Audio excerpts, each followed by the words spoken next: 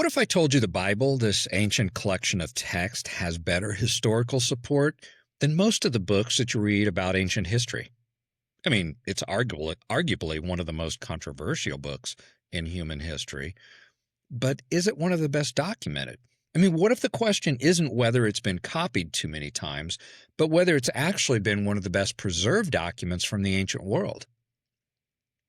Ancient, copied by hand, passed across continents. I mean, on paper, that sounds like a preservation nightmare. And yet, when historians test it the same way they test every other ancient text, it doesn't crumble. It holds. So in this episode, we're not asking whether the Bible is inspiring. We're not asking whether it's comforting. We're asking something much more dangerous. We're asking the question that comes before belief. Is it reliable? My name is Ken Koger. Join me as we explore age-old questions and the compelling answers behind why Christians believe. Whether you're a believer or a skeptic, we dig into the archaeology, history, and the evidence to offer rational, reasoned answers for the Christian faith. This is Apollos Answers. So if you've ever heard somebody say the Bible's just been copied and edited over centuries, I mean, you're not alone. That's probably the single most common objection people raise. And honestly, it sounds reasonable. I mean, after all, there were no original manuscripts, religious motivations, and ancient scribes with candles. I mean, what could possibly go wrong?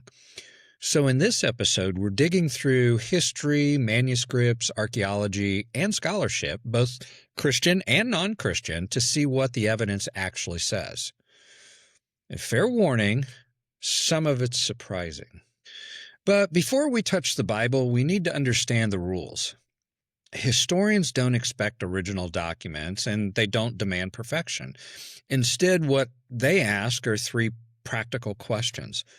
How many copies do we have? How close are those copies to the originals? And how consistent are those copies with one another? I mean, think of it like reconstructing a lost speech. If you have one person's memory, you're guessing.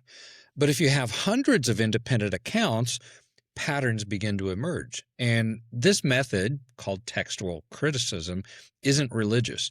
It's how all ancient history survives. I mean, the Bible doesn't get special treatment here. It gets the same test.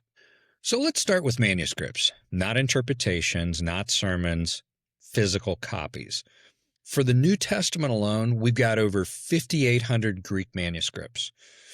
You add to that Latin copies, Syriac, Coptic, Armenian translations, and you're well north of 24,000 manuscript witnesses. That number means a lot. I mean, for comparison, do you know how many manuscripts we have for Julius Caesar's Gallic Wars? About 10. And the earliest is nearly 1,000 years after Caesar lived. Take Homer's Iliad. That's often considered the gold standard of ancient text, and it has around 650 manuscripts, mostly separated, by centuries. Yet nobody seriously argues that we can't know what Caesar or Homer wrote. Most ancient works, the ones we build history classes around, those survive in dozens of manuscripts and sometimes fewer. Those are often copied centuries after the original was written. Many New Testament manuscripts date within just decades, not centuries of the originals. I mean, it appears early, it spreads widely, and it's copied often. And it's less like finding a single photocopy, and it's more like discovering an entire filing system that's been distributed across the ancient world. And let's just be clear, we're not even going to exhaust this topic today. We're going to do a full episode just on manuscript transmission later because it really deserves it. We'll do a deep dive into manuscript families, early fragments, how scholars reconstruct the text, kind of line by line. But for this episode, we're staying at altitude. Now, skeptics often say, but copying introduces errors, and that's absolutely true. That's the best version of the objection. Scribes misspelled words, they skipped lines, sometimes they clarified margins.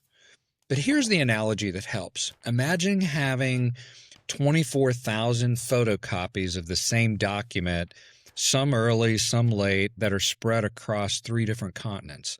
Now, if one photocopy says something odd, you don't panic, you just compare it.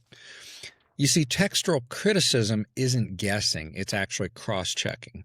And when scholars do that, over 99% of the New Testament text is the same. So at this point, critics usually say, but there are thousands of textual variants. Well, that's true. Most New Testament variants are exactly that. They're spelling, grammar, word order, and here's the irony, though. We know about these variants because scholars have been radically transparent about it. The more manuscripts you have, the more precisely you can identify the copyist mistakes. And the remaining variants, they don't affect a single Christian core doctrine. So now let's deal with the legend argument. Legends need time, they need distance, they need silence, but the New Testament documents appear within the lifetime of eyewitnesses. And that becomes a big problem for the myth-making argument.